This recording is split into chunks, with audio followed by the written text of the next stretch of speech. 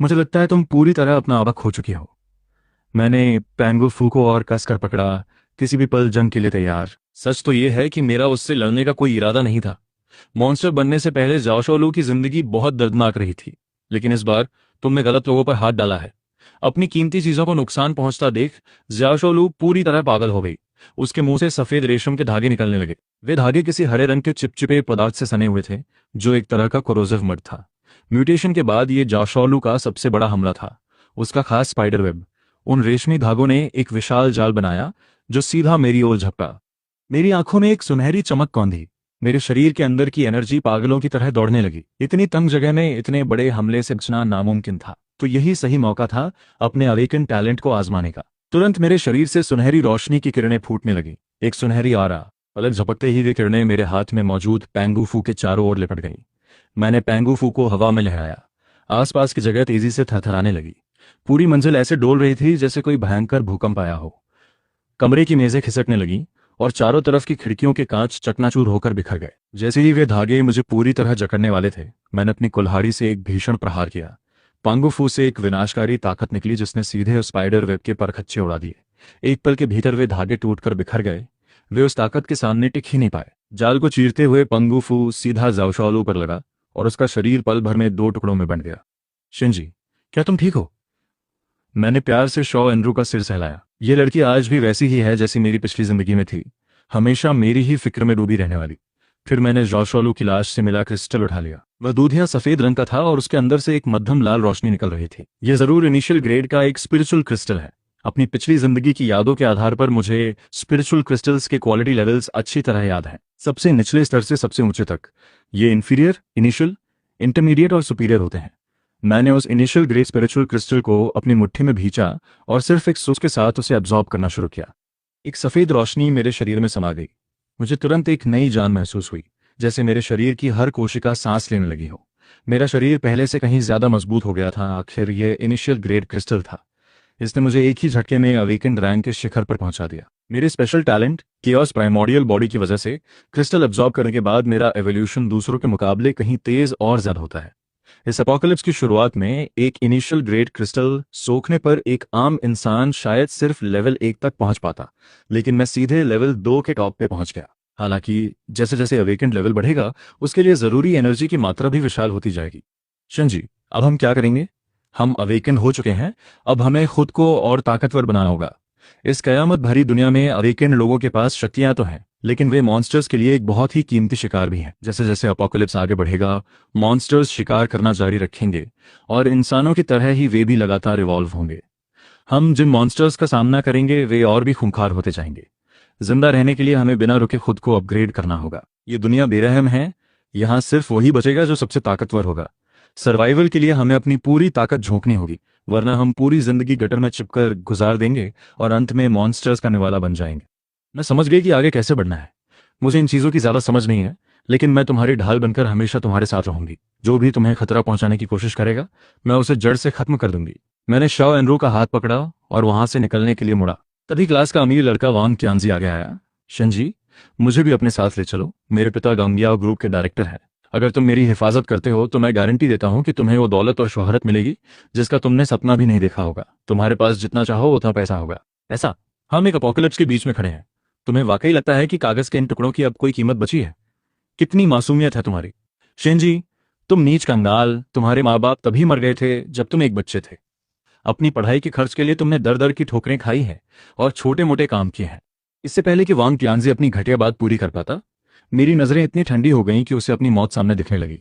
उस खौफ ने उसे तुरंत अपनी औकात याद दिला दी। मैं चुप रहा और उस पर ध्यान देना छोड़ दिया। मैं शाओ एनरो को लेकर क्लासरूम से बाहर निकल गया। थोड़ी बहस के बाद बाकी स्टूडेंट्स ने भी मेज के पैर और झाड़ू उठा लिए और सबके सब मेरे पीछे चलने लगे। वे जा रहे हैं, अब हम क्या करें? नहीं, हमें किसी भी हाल में जिंदा रहना है। शिनजी के पीछे चलो, यही हमारे बचने का इकलौता रास्ता है। हालात को देखते हुए हमारी इकलौती उम्मीद यही है कि हम ब्रदर चंद के हाथ पैर जोड़ें कि वो हमें अपने साथ ले चले। अपने पीछे आते उन क्लासमेट्स को देखकर मैंने उन्हें भगाने की कोशिश नहीं की। एक तरफ तो वे पुराने साथी थे, अगर वे पीछे आना चाहते हैं तो आए, जब तक वे मेरे रास्ते का कांटा ना बने। दूसरी तरफ इतना बड़ा ग्रुप यकीनन बहुत सारे मॉन्स्टर्स को अपनी ओर खींचेगा। मॉन्स्टर्स को अट्रैक्ट करना मेरे लिए इससे बेहतर और क्या होगा। मैं इन स्टूडेंट्स का इस्तेमाल मॉन्स्टर्स को मारने और अपना लेवल अप करने के लिए कर सकता हूँ। फिर मैं स्कूल की सुपरेट की तरफ बढ़ा। मैंने वहां मौजूद सारा खाने पीने का सामान उठाया और अपने बैग में भर लिया। बाकी स्टूडेंट्स को भी समझ आ गया था कि उन्हें प्रोविजंस जमा करने चाहिए, लेकिन उनमें हाथ लगाने की हिम्मत नहीं हो रही थी। जब मैं उस पूरी सुपरेट को खाली कर रहा था, मैंने कई बड़े बैग्स भर लिए। इसके बाद ही मैं वहां से निकलने के लिए तैयार हुआ। तभी स्पोर्ट्स का पुराना क्लास रिप्रेजेंटेटिव लिंची दौड़ता हुआ मेरे पास आया। ओ बड़े भाई चैन, मैं काफ़ी ताकतवर हूँ, मुझे अपना सामान उठाने दीजिए। आप और दोनों भाभियाँ बस आराम से चलिए। लिंची झुककर अपना सिर हिला रहा था।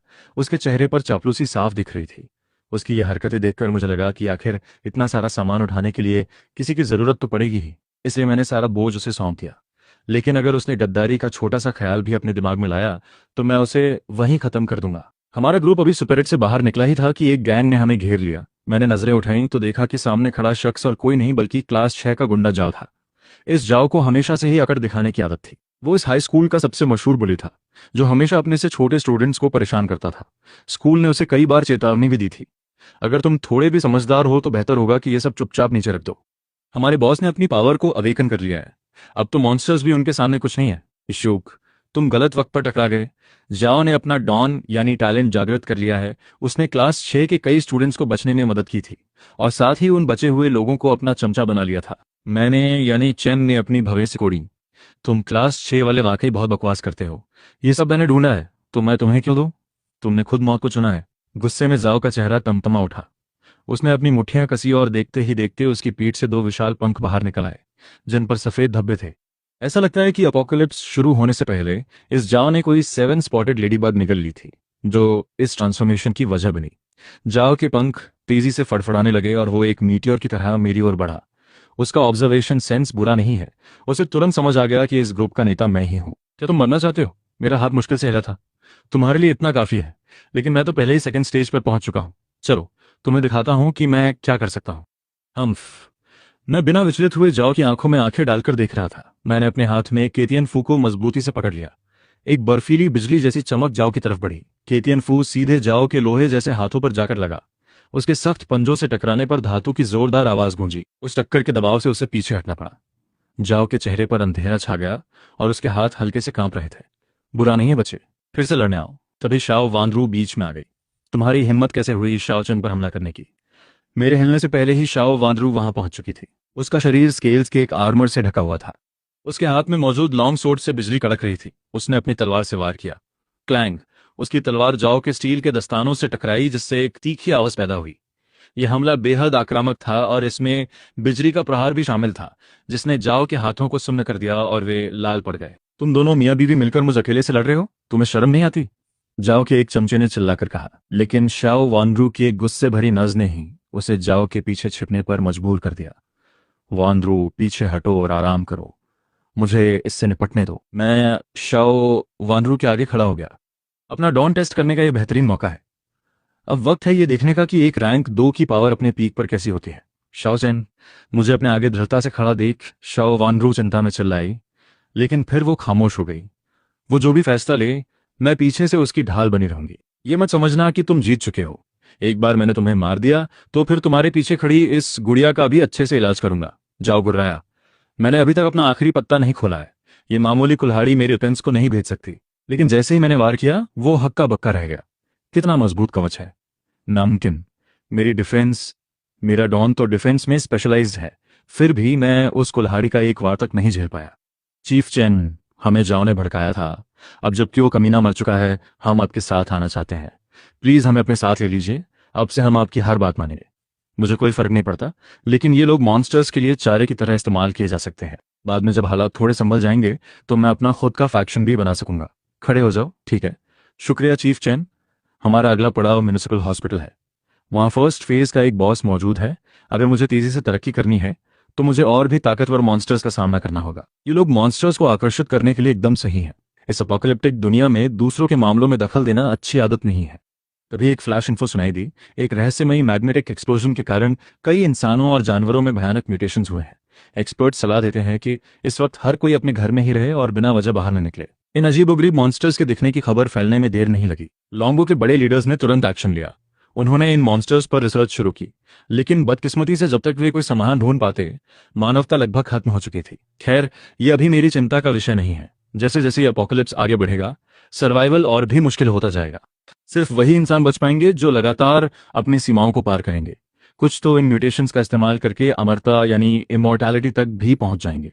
मैं अपनी गर्लफ्रेंड के साथ म्युनिसिपल हॉस्पिटल की तरफ निकल पड़ा। रास्ते में ही मुझे अचानक चीखें सुनाई दी। मैंने पीछे मुड़कर देखा। वहां एक छोटी कार खड़ी थी जिससे गाढ़ा धुआं निकल रहा था और उसने चश्मा पहने एक युवक को कुचल दिया था। जब उस आदमी ने हमें देखा तो वो पूरी ताकत से मदद के लिए चिल्लाने लगा। फिर भी मैं उसे ठंडी नजरों से सिर्फ नाटक करते हुए देख रहा था। तुम स्टूडेंट्स नहीं हो? तुम इतने पत्थर दिल कैसे हो सकते हो? ये दरअसल एक लिजर्ड म्यूटेशन है। उसके ऑरा से पता चल रहा था कि वो एक लिजर्ड मैन म्यूटेंट है और पिछले जाओ से कहीं ज्यादा ताकतवर है। इतने सारे स्टूडेंट्स, आखिरकार मुझे दावत मिलेगी। चैन, ये अचानक कैसे बदल गया?